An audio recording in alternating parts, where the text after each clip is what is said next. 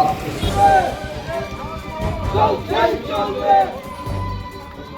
সারা দিয়ে আমরাও তো সেই পরিবর্তনে সামিল হয়েছিলাম, কিন্তু কে জানতো যে এভাবে মানুষের অর্থ লুটে নেওয়ার জন্য সরকারে আসার পর দিন থেকে ছাপিয়ে পড়বে। আমি সমস্ত 8 বছরের তথ্য দিতে গেলে পরে আপনারাও বিরক্ত হবে, আমার সহকর্মীরাও অনেকে বিরক্ত হবে। আমি শুধু বলবো, প্রথম মুখ্যমন্ত্রী সবচাইতে আক্রমণের লুটের ক্ষেত্র হিসাবে বেছে নিয়েছিল রেগাকে।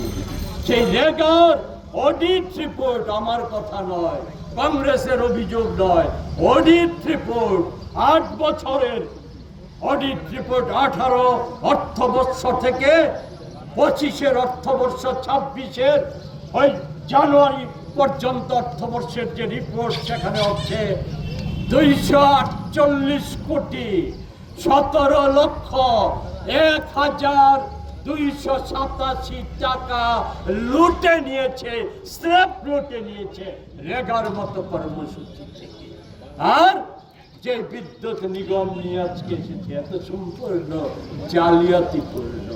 আপনারা জানেন, প্রথম মুখ্যমন্ত্রী আর রাজ পরিবারভুক্ত সেই সময়কার বিদ্যুৎ মন্ত্রীর যুগলবন্দিতে কেলে সাহেবকে এখানে ডেকে এনেছিল কি করে লোট রাজত্ব কায়েম করা যায়।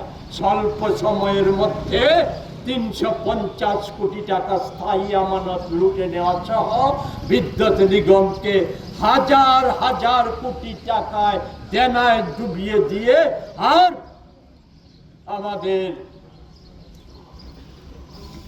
কেন্দ্রীয় কংগ্রেস সরকার, এডিবি, বিশ্ব ব্যাংক, ডোনার মন্ত্রকের রাজ্যের বিদ্যুৎকে আধুনিকরণের প্রশ্নে যে সমস্ত অর্থ বরাদ্দ করা হয়েছিল, সেই বাণিজ্যে গুণমানের পরিবর্তে নিম্নমানের সামগ্রী আমদানিতে কমিশনটা বাড়িয়ে দিয়ে, কমিশন বাণিজ্যকে প্রাধান্য দিয়ে কোটি কোটি টাকা লুটে